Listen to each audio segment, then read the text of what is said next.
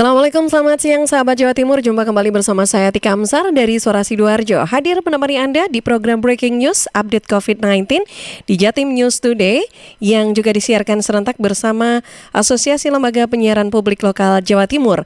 Disiarkan di Suara Sidoarjo, Persada Kabupaten Blitar, Pradia Suara Tuban, Ralita Pamekasan, Mahardika Kota Blitar, Ersal Nganjuk Suara Gresik, Suara Madiun, Malowapati Bojonegoro, dan RGRFM Tulungagung. Rangkuman kabar update penanganan COVID-19 untuk regional Jawa Timur segera sahabat simak dalam Update COVID-19. Update COVID-19. Ya, sahabat Jawa Timur, untuk edisi hari ini Jatim News Today di hari Selasa 3 November 2020 kita awali dengan mengupdate kabar dari Sidoarjo bersama Karina Putri. Dari Suara Sidoarjo mengabarkan cangkruan Kamtipmas disedati, Polresta Sidoarjo motivasi peran Kampung Tangguh Semeru. Selengkapnya bersama Karin, silakan. Ya baik, Tika, terima kasih dan juga seluruh pendengar yang ada di Jawa Timur. Efektivitas peran Kampung Tangguh Semeru dalam menanggulangi penyebaran COVID-19 diharapkan dapat terus berjalan di seluruh wilayah desa, karena keberadaannya tidak hanya berperan dalam menanggulangi COVID-19, namun juga mampu mewujudkan ketangguhan di berbagai sektor.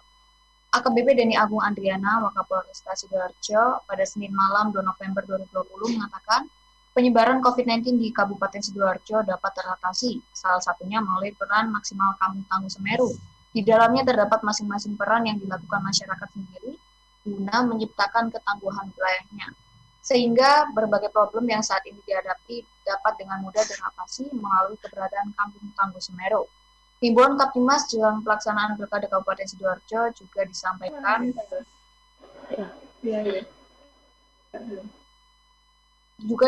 agar masyarakat dapat ikut serta menjaga kerukunan dan kedamaian sehingga pilkada nanti dapat berjalan aman dan kondusif.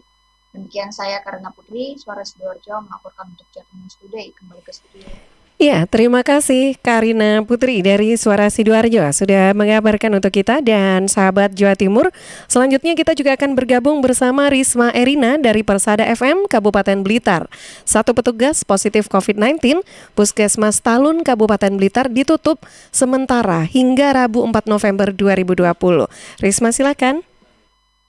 Ya baik, sebanyak 49 petugas dari Puskesmas Talun Kabupaten Blitar ini menjalani swab test pada Senin 2 November 2020. Swab test sendiri ini dilakukan setelah adanya satu petugas Puskesmas yang dinyatakan positif COVID-19 1 November 2020. Juru bicara gugus tugas percepatan penanganan COVID-19 Kabupaten Blitar, Krisna Yakti, mengatakan mulai hari Senin hingga hari Rabu besok Puskesmas Talun ini ditutup sementara atau tidak memberikan pelayanan. Setelah selesai dilakukan general cleaning, ini baru rencananya pada hari Kamis ini akan buka kembali. Krisna menjelaskan, awal mula petugas Puskesmas Talun terkonfirmasi positif COVID-19 ini setelah melayani pasien yang ternyata dinyatakan positif COVID. Saat mengetahui pasien itu positif, pihaknya langsung melakukan tracing dan swab test terhadap 8 petugas dan hasilnya dinyatakan negatif. Untuk petugas yang kontak erat, 8 orang itu dinyatakan rapid test dan ada satu petugas yang reaktif, kemudian ditindaklanjuti dengan swab test yang hasilnya dinyatakan positif COVID-19. Krisna menambahkan, jumlah petugas Puskesmas Talun ini mencapai 50 lebih dan saat ini mereka menjalani isolasi mandiri hingga hasil swab test keluar. Demikian saya Risma Erina, LPPL Radio Persada FM Kabupaten Blitar melaporkan untuk Jatim News Today. Baik, terima kasih Risma Erina dari Kabupaten Blitar ya, dari Persada FM yang sudah mengabarkan untuk kita. Dan sahabat Jawa Timur, kita juga akan bergabung bersama Agustin Merdekawati dari Ersal FM Nganjuk. Pemkab Nganjuk belum rumuskan UMK 2021. Selengkapnya silakan Agustin. Terima kasih Atika. Sejumlah pekerja yang ingin mengetahui besaran upah minimum kabupaten atau UMK tahun depan masih harus bersabar karena hingga awal bulan November Dinas Tenaga Kerja Koperasi dan Usaha Mikro Nganjuk belum merumuskan usulan upah ke Pemprov Jawa Timur. Pemprov Jawa Timur tidak menetapkan upah minimum provinsi tahun 2021 sebesar Rp1.868.777 pada hari Sabtu 31 Oktober 2020. Meski demikian, daerah masih belum menindaklanjuti penetapan UMK tersebut. Kepala Disnaker UM Nganjuk Agus Firhanedi mengatakan pihaknya baru akan mengumpulkan Serikat Pekerja dan unsur Dewan Pengupahan minggu depan dan belum membuat usulan UMK karena masih menunggu rapat pengupahan yang akan digelar Pemprov Jawa Timur pada Rabu 4 November 2020. Di dalam pertemuan menurutnya akan dibahas teknis penetapan UMK dalam kondisi pandemi COVID-19. Dan setelah pertemuan di Pemprov Jawa Timur, Dinas akan mengundang Serikat Pekerja dan unsur Dewan Pengupahan untuk menggelar rapat lanjutan. Karenanya hingga awal bulan November belum ada usulan besaran UMK tahun 2021. Karena ada beberapa peraturan baru yang harus dipelajari termasuk surat edaran dari Kementerian Ketenagakerjaan yang meminta agar UMK tahun 2021 sama dengan UMK tahun 2020 sebesar Rp1.954 juta. Dengan mengacu pada mekanisme penetapan UMK lama, Dinas dan Dewan Pengupahan akan melakukan survei kualitas hidup layak untuk merumuskan usulan UMK. Dengan kondisi daya beli masyarakat dan pertumbuhan ekonomi yang turun, menurutnya kualitas hidup layak juga akan turun dibanding survei yang dilakukan tahun 2019. Kembali ke studio. Baik, terima kasih. Dari Agustin Merdikawati, Ersal FM Nganjuk, dan sahabat Jawa Timur. Kita juga akan bergabung bersama Putri Rizkiana dari Suara Gresik. Tunggu Perbub, pembelajaran tatap muka sekolah di Gresik lakukan uji coba mulai 4 Januari 2020. Selengkapnya bersama Putri, silakan. 2 November 2020, Bupati Gresik Sambari Halim Radianto menggelar rapat untuk membahas pembelajaran tatap muka di tengah pandemi COVID-19. Rapat tersebut dihadiri oleh Dandim 0817 Letkol Infantri Taufik Ismail, Kapolres AKBP Arif Fitrianto, Ketua DPRD Abdul Qadir, Kepala Dispendik Mahin, serta Kadinkes Dr. Saifuddin Ghazali. Jajaran Forkopimda juga terus memantau perkembangan COVID-19 di Kabupaten Gresik. Jika dalam minggu ini pasien COVID-19 terus menurun, maka PTM bisa dilaksanakan. Sesuai skenario, pihak sekolah diminta untuk menyiapkan sarana dan prasarana sesuai protokol kesehatan. Bahkan guru yang berdomisili di luar Gresik diminta pindah domisili di Kabupaten Gresik. Proses pembelajaran akan dibagi menjadi 2 kelompok dengan lama pembelajaran 3 jam mulai pukul 8 hingga 11 pagi. Sosialisasi Perbub dimulai 16 November 2020. Selanjutnya pada tanggal 25 November 2020 akan dilakukan monitoring kesiapan sekolah. Tanggal 4 Januari 2021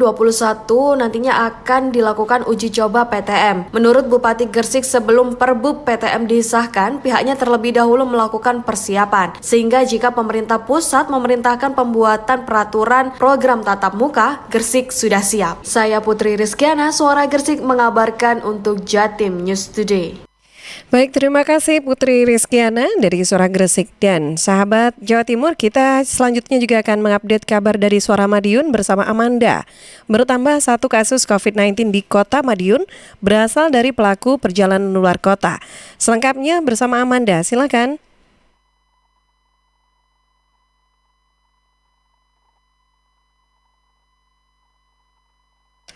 Silakan Amanda. Sahabat Jatim News Today, kasus baru kembali terjadi di Kota Madiun. Kasus nomor 161 berinisial IW 43 tahun, berjenis kelamin laki-laki warga Kelurahan Taman dengan gejala yang dikeluhkan berupa demam, batuk dan penurunan indera penciuman selama beberapa hari. IW selanjutnya melakukan rapid test di puskesmas wilayah dan swab test di laboratorium swasta. Hasil rapid testnya dinyatakan non-reaktif, namun hasil swab test terkonfirmasi positif. Berdasarkan penelusuran, yang bersangkutan memiliki riwayat perjalanan sebelumnya ke Yogyakarta dengan urusan pekerjaan selama 3 hari. Saat ini, IW menjalani isolasi di rumah sakit di Kabupaten Madiun dengan kondisi stabil tanpa keluhan. Sedang kontak erat IW juga melakukan isolasi mandiri untuk selanjutnya dilakukan pemeriksaan lanjutan. Sebagai informasi sahabat, kasus konfirmasi COVID-19 di Kota Madiun menjadi 161 orang, dengan 141 diantaranya telah sembuh, 11 orang masih dalam perawatan, dan 8 orang meninggal dunia. Amanda, Radio Suara Madiun untuk Jatim News Today. Baik, terima kasih Amanda dan sahabat Jawa Timur. Bersama dengan Andriani dari RGR FM Tulungagung, kita akan update kabar terkait dengan penambahan kasus baru di Tulungagung yang berasal dari klaster keluarga. Andriani, silakan. Sampai Senin kemarin, kasus positif COVID-19 di Tulungagung bertambah 2 orang. Sementara yang sembuh juga bertambah 4 orang, total 478 orang dengan pasien sembuh 450. Meninggal 4 orang termasuk yang dirawat 17 orang. Tambahan kasus baru kemarin berasal dari Kecamatan Kauman 2 orang, Kecamatan Sundang 1 orang, sedangkan yang sembuh dari Kecamatan Ngunut. Dari data gugus tugas penanganan COVID-19 Kabupaten Tulungagung, tingkat kesembuhan sudah mencapai 94,1%. Ini dari perbandingan sembuh 450, positif 478. Sementara dari hasil analisa dan tracing kasus positif, penambahan atau penularan mulai berubah ke klaster keluarga, di mana resiko penularan dalam keluarga terjadi akibat kontak dari anggota keluarga dari luar.